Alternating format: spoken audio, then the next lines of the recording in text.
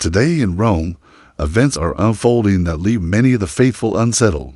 The atmosphere feels heavy, the signs impossible to ignore, strange actions during liturgies, unfamiliar figures drawing near to the altar, and the unsettling silence of those who should be guiding with clarity together. These paint a picture of extraordinary times. This is no longer the ordinary rhythm of church life.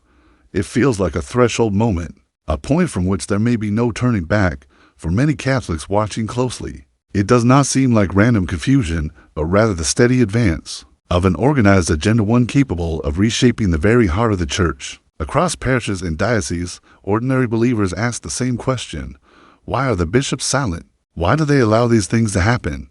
Silence, in such a time, does not feel like wisdom. It feels like surrender. When Pope Leo first stepped into the papacy, many hoped for steady guidance. Yet what they have received instead is a double message. At times, he speaks warmly of tradition, but at other times his gestures suggest sympathy with the most radical ideas of progressives. Both sides now claim him as their own, each insisting that he secretly leans toward them. And while the faithful argue over which interpretation is true, the bishops watch from the sidelines, saying nothing, but silence has consequences. Across the church, actions are speaking louder than words.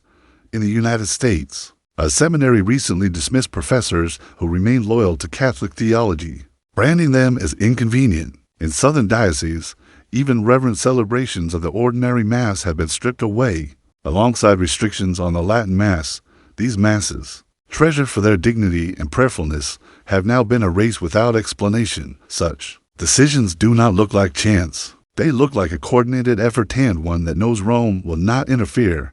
As a result, every word, every homily, every public act of Pope Leo is studied like a signal. People search for clues. Which direction is he truly leading the church? Which vision will win the day? Even moments that should inspire unity carry undercurrents of unease. The Jubilee of Youth drew immense crowds and was hailed as a great success. But in Loreto, during one of the Jubilee Masses, something disturbing took place.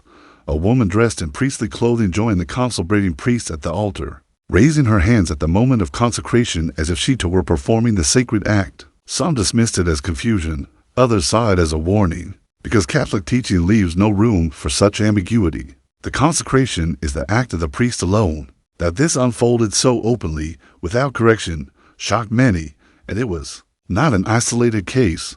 In recent years, more and more bishops have allowed women to take on roles reserved for the priesthood, despite the Church's clear teaching that only men may be ordained. Step by step, it feels as though some leaders are trying to reshape Catholic understanding itself, leading the faithful slowly toward accepting what has always been forbidden. The altar, meant for worship, is being used as a stage for ideological experiments.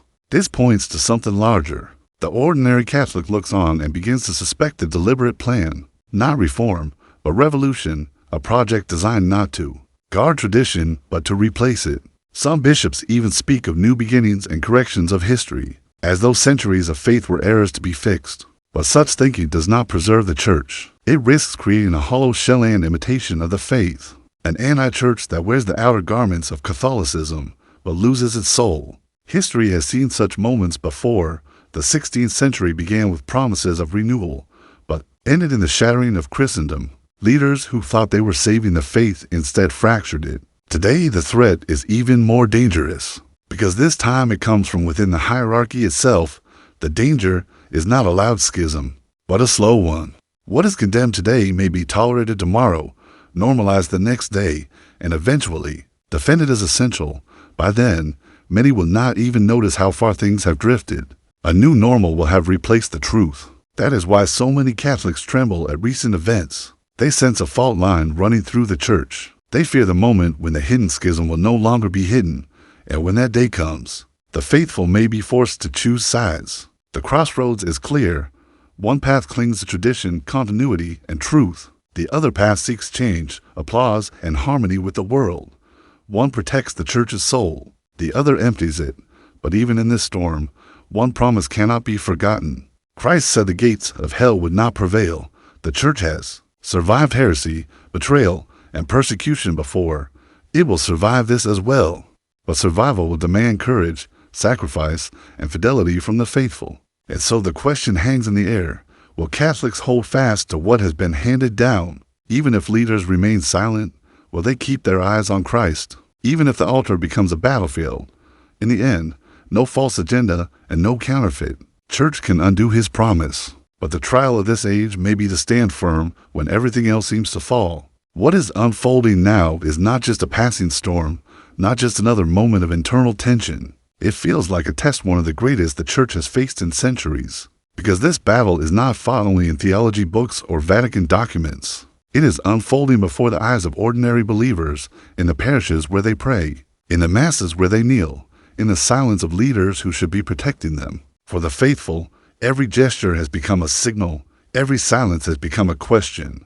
Every compromise feels like a step closer to a future they do not recognize. Some still hold out hope that Pope Leo will make his position clear, that he will rise with courage and put an end to the confusion.